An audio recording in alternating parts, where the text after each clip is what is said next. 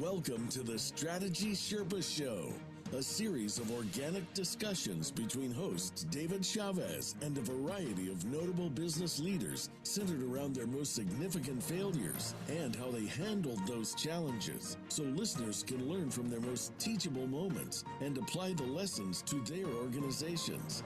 Now, here's your host, David Chavez. Hey everyone, this is David Chavez and this is the Strategy Sherpa Show. Welcome to the show today. I have an exciting guest I'll introduce in just a moment. Just want to talk about a few things we have going on. On October the 24th, we have a cash workshop, a webinar that Warren Sager is doing, and he's doing that at 1 p.m. Central Time. And it's about how to make your operations a little more efficient and to save a little bit of money. And then on November 5th, we're going to do one on cash management mastery, the tools and techniques for financial literacy. And LJ and I are doing that together on November the 5th at 1 p.m. Central Time. So I'm excited about doing that with LJ and sharing a little bit of cash information.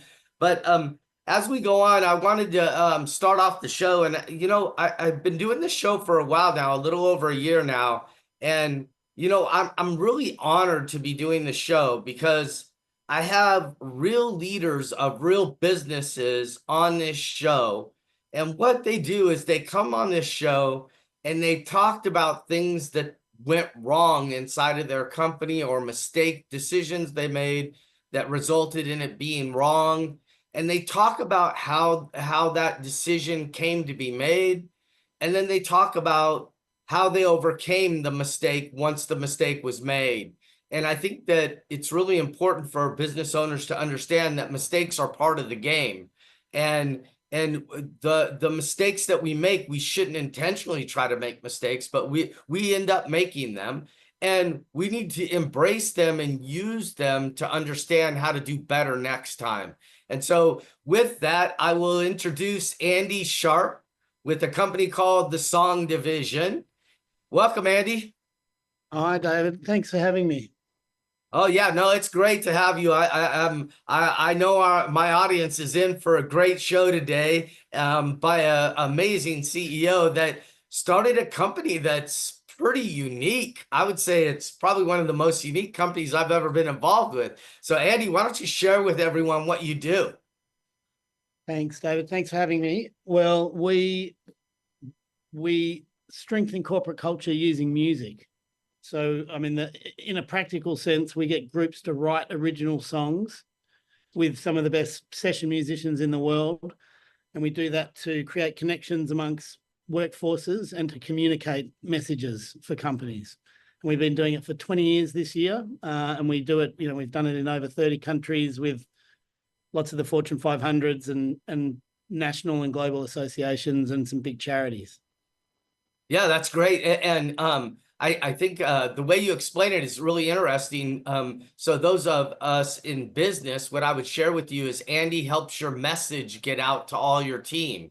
And if you want to think about, like core values, purpose, your BHAG or your mission statement and your vision, you think about those things. We want our employees to know these things. And Andy and his group helps team put those together in a song. That's exactly right. Yeah, we come in with groups of either, we may take a leadership team of 15 folks into a famous recording studio like Metropolis in London, where the Rolling Stones and Amy Winehouse and Queen have all recorded. Or, we do Salesforce, 100,000 people virtually. So, and the core process is we get this group of people to think about what's important to them, their core values, their purpose, their BHAG, their sales targets, a new offering, a charity that they're passionate about, whatever is important to them. And we take them through the songwriting process, and they take their thoughts and their ideas and they put them into their own words, and then they have to collaborate as a team to come up with a song or songs. And they're guided by these musicians who've worked with everyone from Miley Cyrus to David Bowie. And and they write these songs, and then they do end up performing them as a group to each other or to an audience. Which is, I think it's pretty important to say right there, David, that, you know, the idea of getting up and performing, you know, if someone pulls me out of an audience, I'm not happy. You know what I mean? Like I don't want the stand-up comedian to pull me out of the audience. And so the idea for most people, at the start of a session, we'll say to people, hey, we're going to write an original song together, but you don't have to worry. We're not going to make anyone sing on their own. You know what I mean? Because I think about 80% of the audience, when we say we're going to write a song, are thinking, shit, I can't sing, or this is going to be cheesy, or this is going to be a bit of a party trick, or whatever it is. And there's a bit of a sense of fear. And then you do have another 20% who are like, get me up there. All my dreams have come true. This is going to be my big break. You know what I mean? I've already written the song, kind of thing. But the real emphasis is on the songwriting process. It's going through and taking, you know, complicated ideas that are sometimes a bit messy, and crystallizing them into a really clear message that means something to them, because they're putting it into their own words and to their colleagues.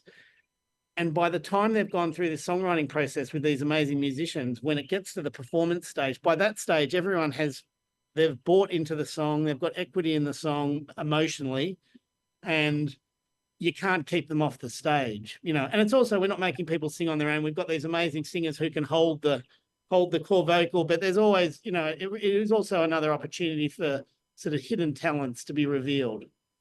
Yeah. Yeah, no, I love how you said that. I would be one of the people over there in the corner, like making myself smaller when you said you wanted to for me to sing a song, or write a song for that matter. Yeah. What the really fascinating part is how fast you guys can do this. Yeah, well, I mean, it's not really about the speed. I mean, we have various offerings, right? And I'm here in sunny Las Vegas. We're about to do one of our, you know, a big annual trade show that we do called IMEX, which is for the meetings and events industry. And we partner with IMEX, and we partner with the Hard Rock here each year in Vegas and in Frankfurt. And at this trade show, we have a team of 10 here actually, for our US team. And we'll be doing what are called Insta hits, for the meeting planners that we meet. So we'll meet them, have a 20-minute conversation, and at the start of that meeting, one of the musicians will come up and ask them 5 questions. What's your name? Who do you work for? What do you love about your company? What's something that people don't know that you do? You know, maybe you're a yoga instructor on the side, or you like archery, or make your own beer, or whatever it is. You know, do you have kids? Do you have pets? What's your favorite food? They'll ask them, you know, a bunch of questions, and then they'll go away for 5 minutes and then come back and perform a song for them really quickly. So that's called an Insta hit, which is really quick, right? But that's more of a social media creating content message, makes people feel really good. It promotes the show, it promotes our clients, it promotes us. So the guys can do it really quickly.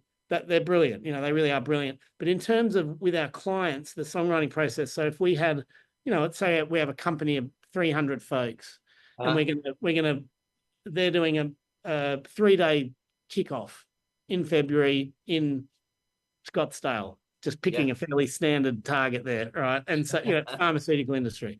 And so they'll have a 3-day session where they're going through what happened last year, what they want to do next year. And then on the last day, they'll get led into a ballroom, which is a surprise. Because if we tell people, as we just spoke about before, people have a lot of preconceptions and fears and whatever. So it has to be a surprise. And we let them know, you guys are going to we're going to split you into 5 groups of 60. And each group is going to write a song either about one of the core values or all of the core values or whatever that is important. And as you said, you know, it's quick, but they'll take 90 minutes to sit down in groups, in pairs, then groups of 10, you know, so small group work, larger group work, and they'll come up with, you know, 5 groups will come up with 5 different songs, often on the same topic, but they'll be completely different songs because they've got they're made of all these individuals making choices. So one group might be a heavy metal song, one group might do a country song, one group might do a jazz song, and they're taking these same concepts, maybe the same core values, and putting them into lyrics based on their own experiences, externalizing it. So they take 90 minutes to write the song, then they arrange the songs and rehearse them, and then that night, the party, they come back together, and for the party, it's called a song slam. Each group gets up and performs their song backed by the full song division band. Like, you know, it's a Ferrari of a band, and they'll perform that song to their audience. And by that stage, if you were the person who was sort of, you know, trying to look small in the back corner, we see you every day. You're looking small in the corner. But by that stage, that night, when it's your song and you're going to perform it with your group and you've written the lyrics, you're going to be right up there. We won't be able to keep you off the stage. And at the end of it, everyone's going, who's got the copyright? We all quit. We're going to be rich. You know, delusional teenagers in a garage band. And so we will take more time to really, when we're writing about core values and those kind of things, really to internalize it. Yeah, no, it sounds great. Hey, Andy, tell us where you're from. I noticed a little accent there, so tell us where you're from. I'm originally from Sydney, Australia, but we've been in. My wife and I moved here just in time for the Great Recession. Our first client was Lehman Brothers, 2008. We're good, but we're not that good. And our daughter was born in New York. We were in New York for 4 years, setting up the team there, and then we were here in Las Vegas for 4 years, and now we live in Hawaii. So, but we've got teams all across Asia Pacific, UK, Europe, and the US. Yeah, you pretty much cover the whole world with your teams, correct? Yes, all continents. Yeah. We haven't done anything in the North or South Pole, but we've done the other continents. But you know there'll be a day. Yeah, we hope so. I think there was talk some space yesterday. Yeah, so that's great. Well, so you're from Australia, and then you moved to New York for the contract with Lehman? No, I had the business on my own before I met my wife for a few years in Australia, and we've been working with, you know, the larger public companies in Australia, and I knew that we don't do small team build. You know, we're expensive relatively compared to going to mini golf or bowling, you know, 10-pin bowling or whatever. And so the work that we were doing were like national conferences, international conferences. And so I went across to the US because I knew it was a bit of a chicken or the egg thing. If I go to the US, they're going to say, well, what clients have you had? So I went off and basically did a at-cost event for PwC for their transfer pricing division and for Lehman Brothers. And that was in 2007. And the in-house counsel for Lehman Brothers said, if you come back and do just this for the summer clerkships for the law firms in New York, you'll make a fortune. So I got married a year later. 2 weeks later, we packed up and moved to New York. As we landed in New York, Bear Stearns collapsed and then Lehman Brothers collapsed. Just perfect timing, right? Well, yeah, we're hardened. We've been through a few fires. Yeah. Well, hey, Andy, this is a live radio show. And when we do a live radio show, one of the parts of the show is that we get to do breaks. And so we're going to take a break for a couple of minutes, and then we'll be right back with Andy Sharpe with the song division. Thank you for being here, Andy. Thanks, David.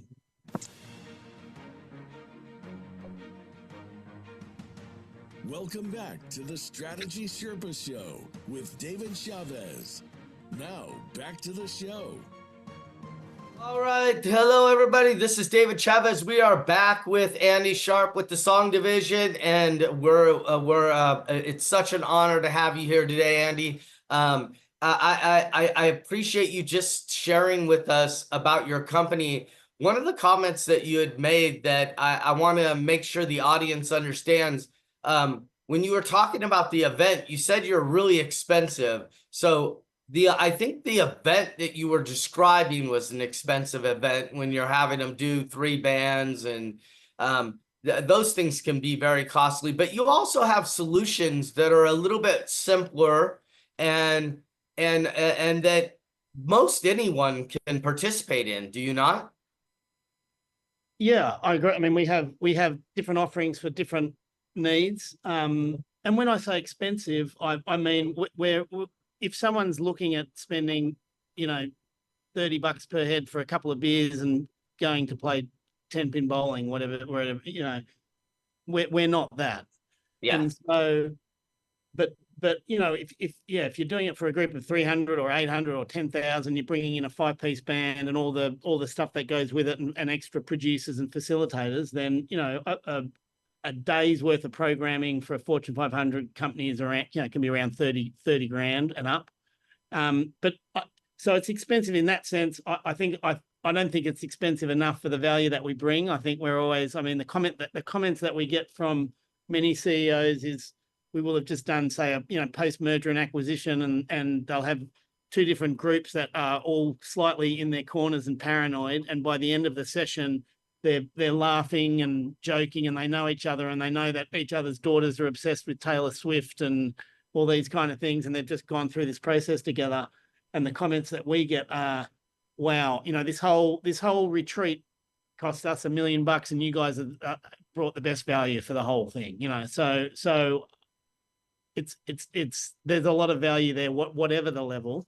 But we have programs starting, in the single figure thousands. It's closer to the 7 to 10 starting entry price, which we can still do larger groups. It's just a smaller footprint in terms of the number of facilitators doing it, aimed at small medium business.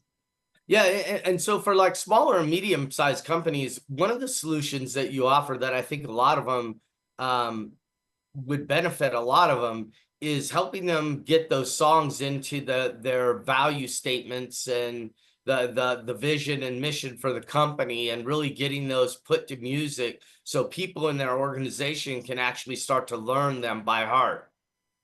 Yeah, absolutely. And I think when some people hear this concept, it can sound a bit, we're going to go and get an external songwriter to put our core values to music, right? And I think it can be a bit cheesy. It can be whatever it is, right? And so it's not actually about the finished product song, even though that does live on after the offering. It's about the songwriting process. So when you're writing a song from scratch and you're in it, and the lyrics come up and your colleagues come up with a line, you're like, "Oh my goodness, that just captured what we were talking about." Or you come up with one and your colleagues are like cheering, and you've got some in-house jokes, and there's a real esprit de corps when you're coming up with it. And then you've got these musicians who are extremely personable. They're not, they play with all the rock stars, right? And as we say, there's in the music industry, there's sort of only room for one crazy person on the tour bus, and that's the pop star or the rock star. The rest of the musicians who support these pop stars are very level, personable. They have to get on with everyone. They're beautiful people, and so they really connect, but they're incredibly impressive in terms of their talent, either, keyboards, guitars, vocals. So when these groups of people who, their day job is not being a musician, are writing these songs, and they have this musician who will, as people are sitting around writing the songs, you might be there with a colleague, you've come up with 4 lines, and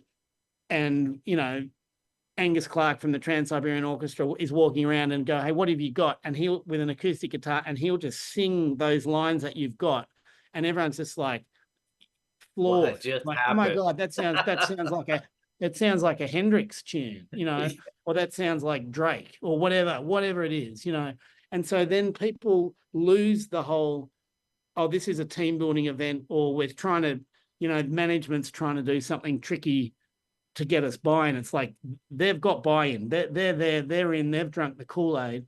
So those core values that they're writing the songs about, that song really means something to them. So with your company, if Assured Strategy goes through the process, you might come up with, one song that I guarantee your whole team will love. At the end of it, they were like, "Wow, we wrote that song, and it's like a Parliament funk song, James Brown funk song." Someone else from another company might come in and listen to it and go, "Oh yeah, that sounds like a professional written song, but the lyrics aren't, it's not quite what I'm listening to on the radio kind of thing, because they didn't write the song, you know. So it's not, we're not writing jingles, although some of the songs will get used for promotion and whatever. But the main one, like that we're talking about, when you're writing songs about your core values, it's about buying from your people, really thinking about it, putting it into their own words. And then that song, you can go to that someone a year later, 2 years later, 4 years later, and go, what's the chorus of that song and verses, and they'll know it. Yeah, that's great. I love how you just explained that, because I just wanted to make sure people understood the full value of the company. And you know, you had mentioned Angus in there, and I had the opportunity to meet him. And you know, these people are pretty intimidating when you first meet them, because they are pretty successful at what they do. But gosh, they are so warm and inviting. I mean, they are such just real grounded, down to earth people that are very, very, I think you described it very well. Easy to talk to, easy to know, easy to just interact with. They make you feel very comfortable. And that they love the experience. I mean, Angus is the GM. He's been my partner here for 15 years, and he runs the US team. You know, and the guys and girls around the world are all of that ilk.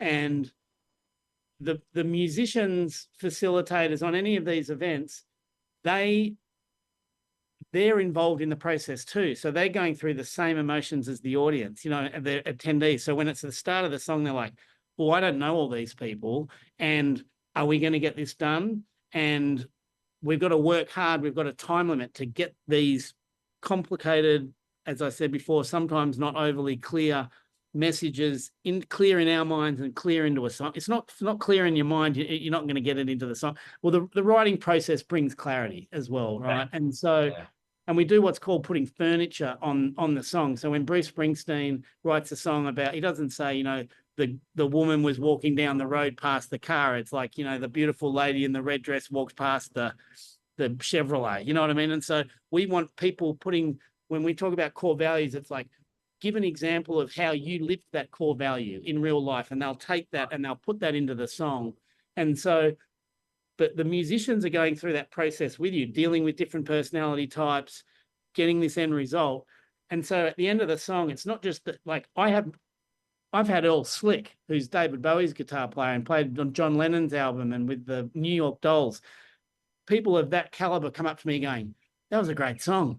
You know, what do we do? What are we going to do with that song? Because they've gone through the process with them. It mightn't actually be the greatest song, but anyone out there who has written songs or is a musician, when you're in the process of writing it, it's always the greatest song ever written. You know, as Jack Black says, you know, the greatest song ever written is every song, you know, that you've written. So that feeling, the musicians are very humble and they're in it with the team. They become part of the team, which is also a lot of the work that we do. We'll do a session during the day, and then the night is the big party. So when the band plays the party as well, it's the best party that they've definitely ever had, you know, that wasn't sort of highly illegal. You know, it was it's the best party because they've gone through this songwriting process with the musicians. They've performed their songs with the band.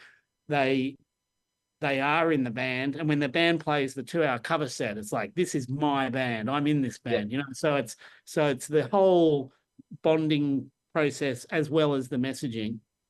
Yeah, so it's not a cover band that they have there. They have a band they're in that night. Exactly. That's great. I love how you just said that. Well, Andy, hey, this is the Strategy Sherpa Show. And one of the things we do is we talk about mistakes we've made in our business. And I love the uniqueness of your business. I think, and thank you for sharing it with us and explaining it a little bit, because usually when you have a really unique business, it needs a little bit of explaining because people don't really understand the magnitude of what can be done, right? And so I appreciate you spending that time. But we like to talk about, where in business have you made a mistake that really cost you, and then how did you get a resolution to that mistake? Well, I think the one I'd like to talk about is, I mean, I have many to choose from, but I was going to say we both do. the one I'd like to talk about is in regards to marketing, Yep. And it's not just one mistake. It's been an ongoing battle of many mistakes and experiments. And I mean, in a nutshell, we turned 20 this year. The business started in 2004. And I think it's really only in the last year that we've got the right structure to get the marketing right. That's the scenario. But I've Okay. But what happened with marketing? Like, tell us what happened. I've over the years, when you start the business, there is no money, and so I'm wearing all the hats. And then when I get a bit of money, I brought in. I think the first person I brought in was a marketing consultant who was probably too far above my level and too expensive, and was trying to do things that we weren't ready for. And then I sort of progressed to.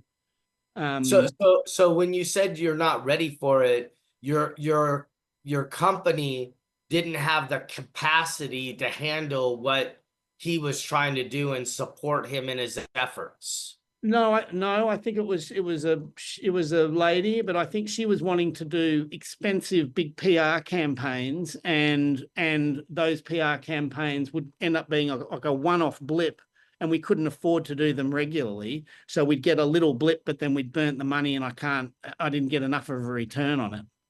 Right. Okay, very good. Hey, so what you actually did was she came in, she did these large things that cost you quite a bit of money.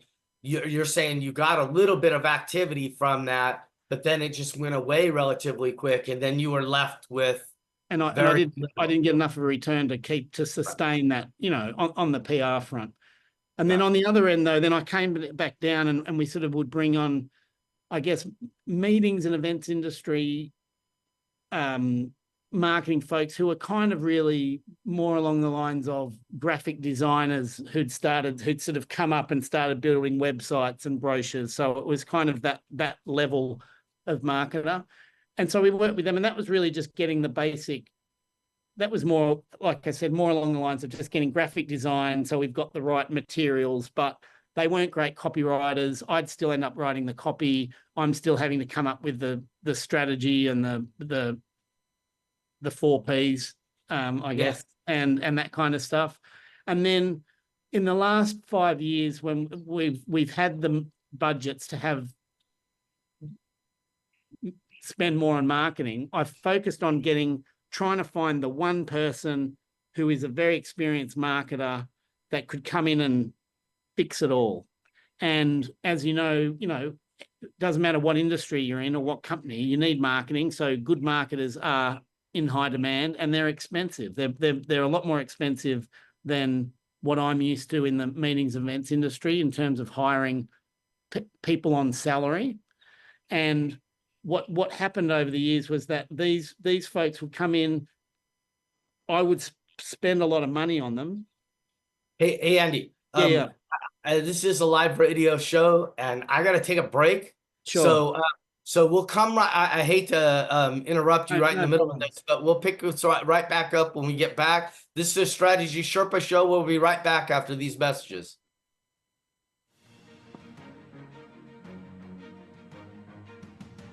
Welcome back to the Strategy Sherpa Show with David Chavez.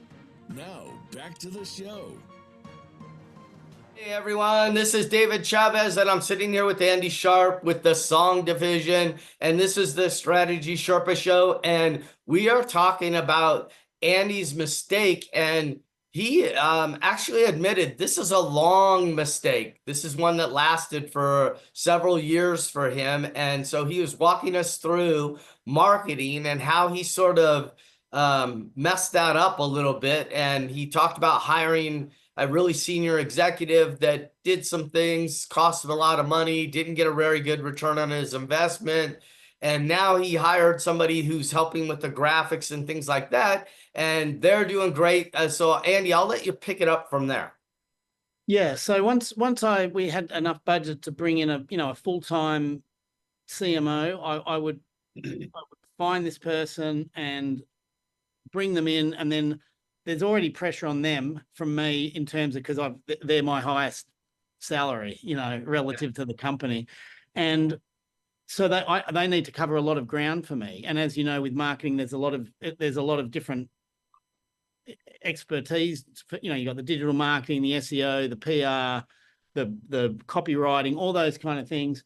And I'd hire these people, and they might be strong in one area, but they weren't great in other areas. And so I would then expect them to put together a team underneath them, and several of them just weren't good. And this is a problem of mine on the hiring process of putting together that team. So they'd be handling one area well.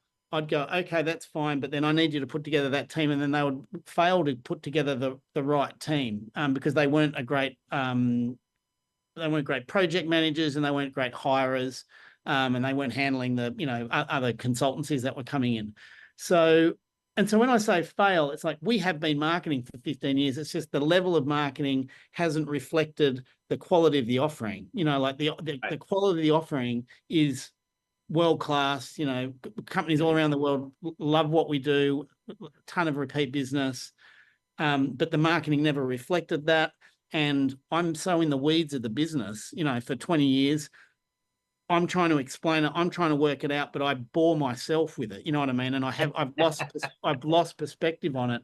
And so about, in this last year, what I've done, which is working, and we're really just at the start of the journey, but I feel like it's really already made a big difference, is that I brought in a Song Division employee who had been with us for many years, who was a great salesperson and actually sold events and then produced them. So it's very all-round member of the team.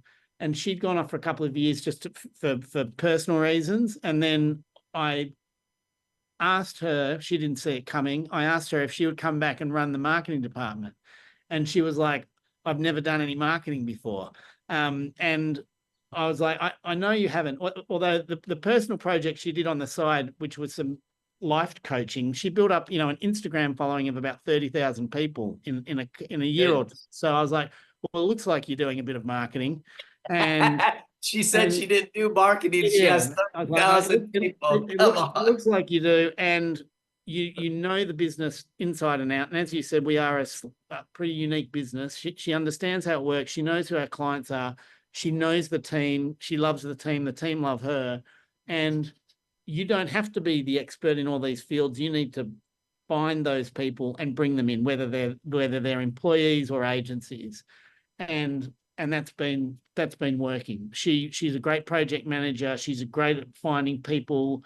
Hers and my, I love communicating with her. I think it's mutual. We get a lot of shit done quickly, and just in the last 6 months, the progress that she's made has already, I'm thrilled. And there'll still be mistakes. The other thing too is if an area of the marketing tree, a branch of the marketing tree isn't working, we can chop the branch off without having to start again. I don't have to just but in the past, when I've gone from one sort of, I was just wanting the silver bullet of this one person who's going to come in who has all the answers, and Saskia, who's running the team, that's her name, is she doesn't have all the answers, but she's gonna go looking for them very diligently. Well, I had a chance to meet her. Her intelligence level is high, right? Yeah. And so problem solving, I definitely see her doing that the way that you described. And I love how you're saying it. So you go out and you hire all these people. They promise you the moon. They're going to solve all your marketing problems. You feel frustrated because none of it's really giving you what you're expecting, and the return on your investment is small, if not non-existent. And so what you realized is that there is no silver bullet. There is no one that's going to come in and really do what they say. You're going to have to take possession of it yourself and get a team member on your team that can really lead the effort. That's what I heard you say. Correct. And as I say this, David, the Vegas sun has just come up over the roof of the house that we're in, and I'm going to move so I'm not being blinded by the light too much. Okay. Yeah, because we don't want to go for man thing.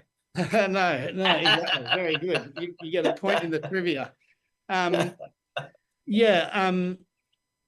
I think the model, I mean, when I first brought Saskia in, I made the comment, she was like, well, I don't have any marketing experience, but I was like, well, I mean, I could name a bunch of companies like there's a few Google folks, right? You got a small group of people that start, they don't have any, they might be coders, whatever. And I think she just, I don't know her name, one of the ladies who was sort of employee number 5 at Google, who'd been running YouTube for years, so it's like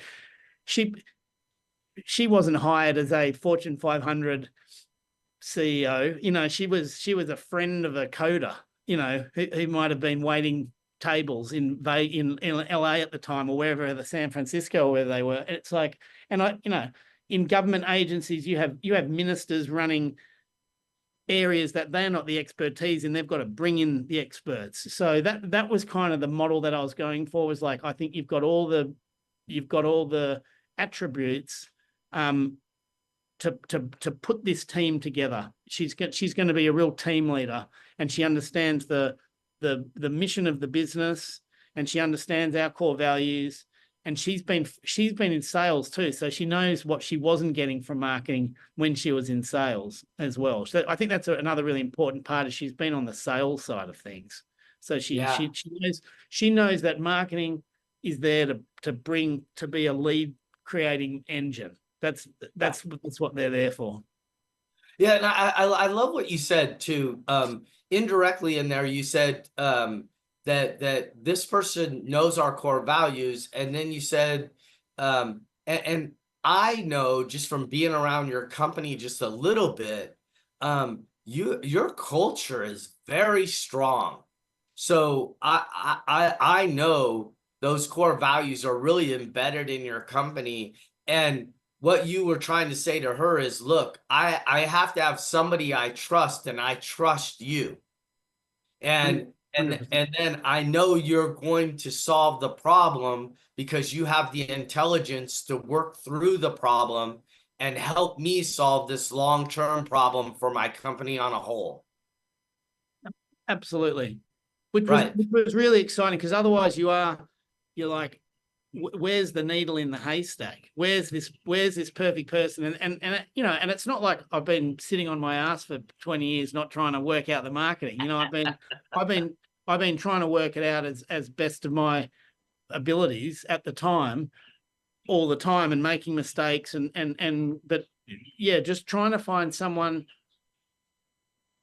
and bring them in who has everything that we need and understand the company. Because one of the problems with marketing with these guys is, because we are a strange company. I mean, as you know, more than anyone, a company is a company. You need more money coming in than going out. Like there are a lot of similarities between companies, but we, in terms of music-based team building, we are the pioneers of it globally. Like there's been a few one-offs, guys with orchestras. If you go to Austin, you can ask any company, they've all written a song, because there's just so many amazing songwriters with a bit of time on their hands in Austin or Nashville, right? But in terms of an organized business, especially global, we've pioneered it. So there's a lot of nuances, and we have to build the market for it. And when I bring in a new marketer, they've got to learn all of that. They've got to learn the acronyms. They've got to learn who the clients are, which I know is the same for other businesses, but it takes at least 6 months on our end.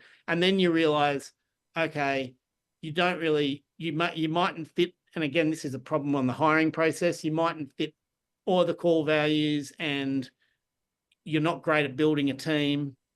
It takes a long time. It takes a long time to work out if they're the right person. And then you've spent a lot of money.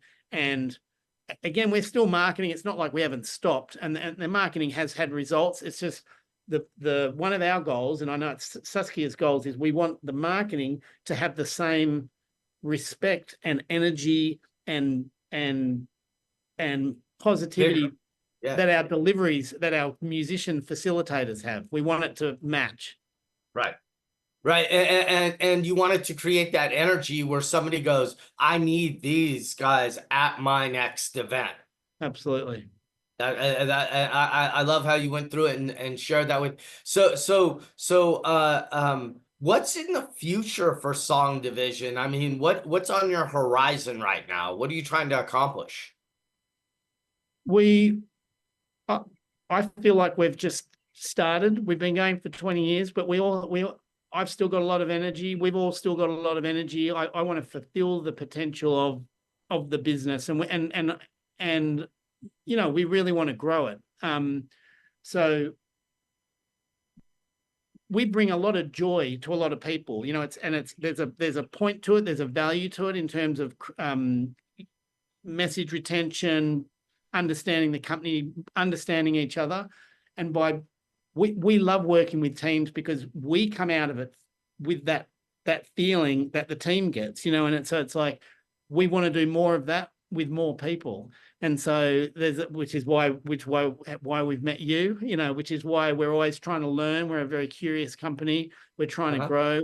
And so we, you know, we're not looking to go public or anything like that, but we want to do it with more people. So we're trying to always work out our systems, you know, get our marketing right, our finance right, or our sales processes. And so we want to grow. We have ambitious growth targets for the next 10 years.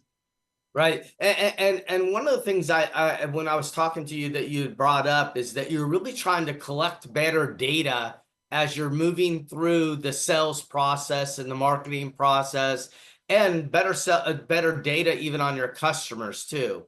And so like that's going to lead to better marketing overall when you really understand and have good data. Absolutely. Yeah, we've used Zoho for many years.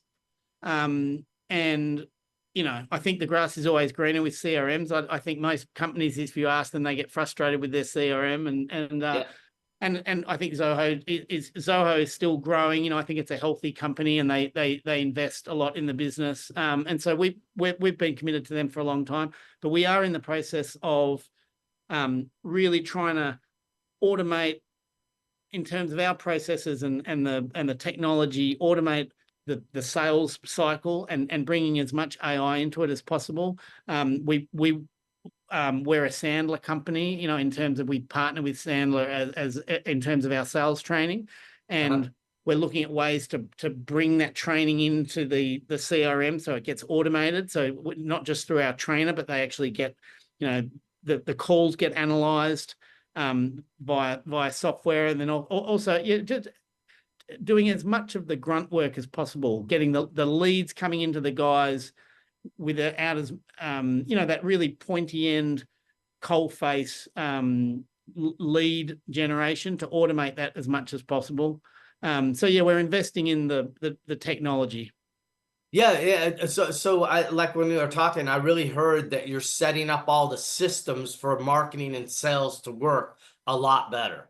Yeah, exactly. We're trying to, you know, eliminate any duplicate entry, you know, as you know, really our guys and girls, as you said, you've met them. We want them spending their time with the clients, talking to the clients, as opposed to having to enter the same data twice or trying to work out, what am I going to do today? We want the systems to be telling them, you know, they need to put the, you know, shit in, shit out, as you know, they've got to put the right data in the first place. But then once they put it into the system really needs to help them prioritize who their clients are, who they should be speaking to, and using as much technology to line up those meetings and taking notes and summarizing what's going on as possible.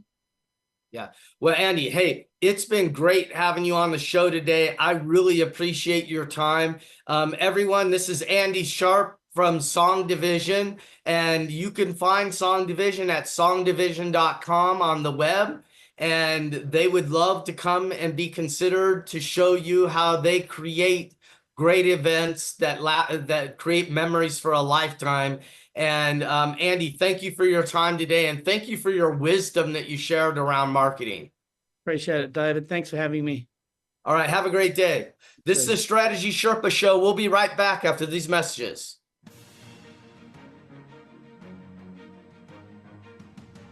Welcome back to the Strategy Sherpa Show with David Chavez. Now, back to the show. Hey everyone, this is David Chavez, and this is the Strategy Sherpa Show. This is our wrap-up segment, and we're just going to talk a little bit about what Andy just shared with us. Interesting company. Working with companies and helping them with their corporate statements like core values, purpose, BHAG, mission or vision, whatever terms you use for those things. And then getting those in a song, I would tell you that that probably speeds up the process of your people learning those essential statements and really understanding them. It could speed that process up by a year or two. I know that with most of the companies I work with, and especially when they have anywhere from 100 to 200 employees, trying to get everyone to really understand what the core values, purpose, and the vision for the company is, or the BHAG, is very challenging. Sometimes it takes a few years to get it in their company. One session with Andy and his team, and this could all just change with the song division. And within a few weeks, everyone would know all of these things and understand them a lot better than they do. So I really appreciate him coming and sharing his company with you. And I would strongly suggest looking at them if you're trying to get these statements into your company and they're just not working as effectively as you would like. And they even work with smaller companies too. They could do it virtually and online and help you do these things so that you can get the value at a little less expensive price. But I want to talk a little bit about what he said about marketing, because I think it's really important. When I'm speaking with CEOs, I generally put three words up on a whiteboard, and I'll say market, marketing, selling, right? These three things. And here's selling. And then I say, here's marketing. And then here's market. And I asked them, which one of the three do you start when you started this company? Which one of the three did you start with? And inevitably, most of the time, probably 98% of the time, somebody will tell me that they started with selling. And that makes sense to me because, you have to put food on your table. You have to get cash into the business so you don't run out of cash. And so you're trying to sell whatever you can as fast as you can, right? And so that's what Andy was saying. He started out that way. Then we start to enter the marketing world because we know we need to do some marketing because we have to get our voice out there. And we try things. Andy tried the person that was coming into his company, and they were going to change his company by spending all this money on these big initiatives and just didn't get his return on his investment.